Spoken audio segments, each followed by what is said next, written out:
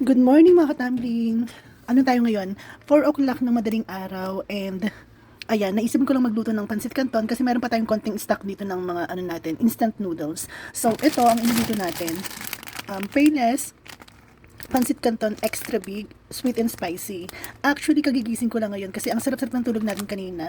So ito, medyo ginutom ako kaya magluluto tayo ng pansit canton. Yan. Tapos, ito nga pala, nagpapakulo na pala ako dito ng tubig. Yan. So, ilalagay na natin yung ating pansit canton. So, ayan. Malapit na itong maluto. Kasi ayaw natin masyadong lata. Baka kasi malata yung ano niya, diba? So, ganito siya. Pwede na to. Ayan. So, ayan na po mga katambling. Natapon na po natin yung tubig niya. And ilalagay na natin yung seasoning. Yan. Para naman magkaroon na siya ng lasa. Kayo ba, ganito rin kayo maghalo? Kasi ako, ang ginagawa ko, kapag tapos ko siyang maluto, hinahalo ko mismo dun sa pinaglutuan. Para kasi, hindi siya messy. Yung iba kasi nakikita ko kapag tapos nilang itapon yung tubig, nilalagay nila sa sa plato nila, tapos doon nila hinahalo sa plato. Pero minsan natatapon kasi yun, messy kasi yun kapag ganun. Kaya ako ginagawa ko, yung mismo pinaglutuan, doon ko siya hinahalo. Kasi, mahalo mo siya ng maayos, tapos, hindi pa siya makakalat, di ba? So, ito na, luto na yung pansit canton natin. Pero, lalagyan pa natin siya ng nori, ayan, ng seaweed. Ito, para lalo siyang sumarap. Ano lang, siguro mga 1 kilo ilalagay natin. Ayan. Yan, di ba? Tapos, dahil maarki tayo, magcha-chopstick tayo ngayon, hindi tayo magtitinidor. So, ayun, tara, kain po tayo. So, ito na, tikiman na. So, inom na tayo ng Royal. Ang aga-aga nag-soft drinks tayo, no? Okay. Yung Royal na yan, tira lang kasi yan sa ref ko. And wala namang umiinom ng mga soft drinks dito sa sa ref. So, ayan, naisipan ko lang na uminom. Syempre, di ba? Sayang naman kung masisira lang yan. Tikman na natin yung ating pansit canton na may kasamang seaweeds or nori. Ayan. Ang sarap kasi ng nori na to, kahit saan mo siya, ipares or ilagay. Talagang, ang sarap talaga niya. Wait lang, haba. Yan. Huy, wag matapon. Sarap.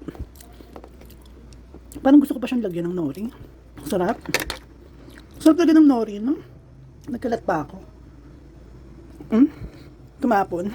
So, ayan. Nilagyan ulit natin ng panibagong seaweed. Ayan, ito.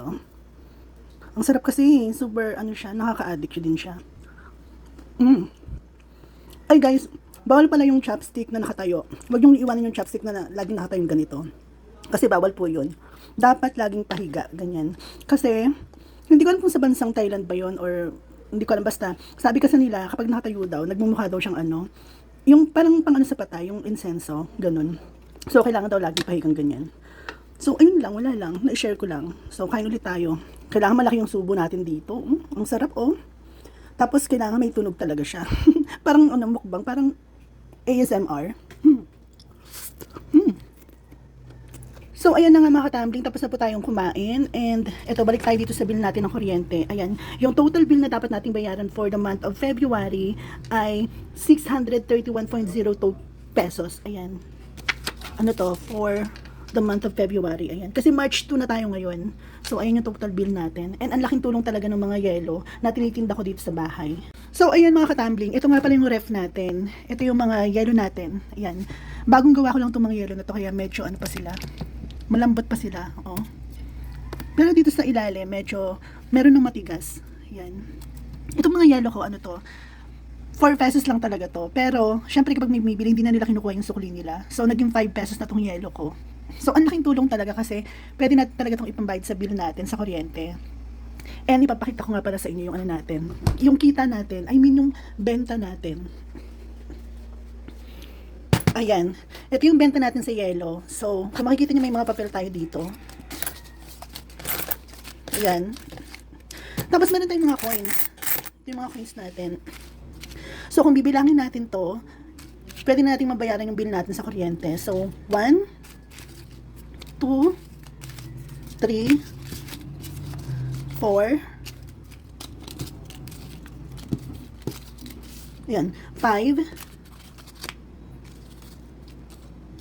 20 pa. So, 6. Ulitin natin.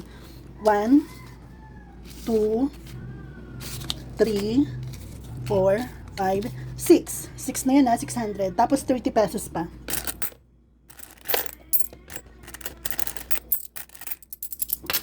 Ayan. 631 pesos. Kasi yung bill natin sa kuryente ay umabot ng 631 pesos. Ayan. 631 pesos. So, ang laking tulong, di ba? Yung yelo natin, sobrang, mabilis pa kasi maubos yung yelo natin eh. So, every other day, gumagawa talaga ako ng yelo. Tapos, ang dami-dami talagang bumibili ng yelo. Ay, ang ingay ng mga puso sa labas. Wait lang. Okay? So, ayun. Ang dami-dami bumibili ng yelo. And, yung bumibili ng yelo sa akin dito, minsan 5, minsan 4, minsan 2, ganyan. Minsan isa lang. Pero ano kasi, umaabot kasi yung yelo ko kapag sa isang araw, ang kinikita ko or ang nabibenta ko na yelo ay umaabot ng 10 pieces pataas. So, can you imagine kung ito-total mo yun, 5 pesos times 10 pieces. So, nasa 50 pesos din yung kinikita ko sa isang araw. Minsan, pa yun, ang tawag dito, minsan sobra pa sa 10 pieces. Kasi nga, meron din naghahanap ng yelo kapag gabi. So, ayun, kinakatok lang ako dito sa bahay. So, ayan. Tapos, meron pa tayong coins dito. So, ayan. Ito yung mga coins natin. Yan. Etong mga to, yung mga 5 pesos natin na luma. Tapos, itong mga tagpipiso. Ayan. Ihuhulog po natin yan dito sa alkansya natin. Ito, recycled alkansya ko to. Dati ko pa tong alkansya. So, hindi ko tinapon, ni-recycle ko. Tapos, ayan. Ginagamit ko siya ulit. Ayan.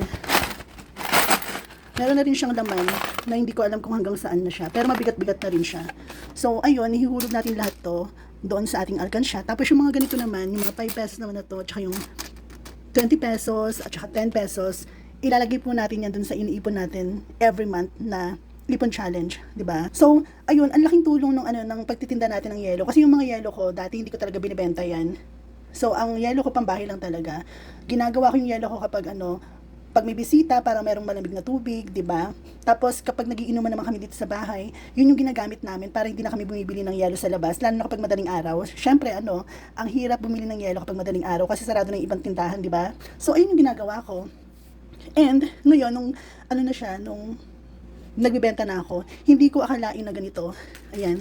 Ganyan yung aabutin ng mga benta ko. Umabot na siya ng 600, konti na nga lang, 'di ba? Pwede pa siyang mag 1,000 pesos, 'di ba? So sa lahat po ng bumibili ng yelo ko, ayan, wala akong permission pero ipopost ko yung mga bumibili ng yelo ko. Yung mga nabibidyohan ko lang po, okay? So maraming salamat sa inyo sa pagbibili ng yelo. Ganyan. Araw-araw sila kasi bumibili ng yelo. Minsan umaga, minsan naman hapon, minsan gabi. Ayun. So, maraming salamat po sa inyo and bili pa kayo ng maraming yelo. Charot. So, ayun lang mga katambing and good morning. And, yun, papaalam na ako kasi sobrang ang dami ko nang sinasabi.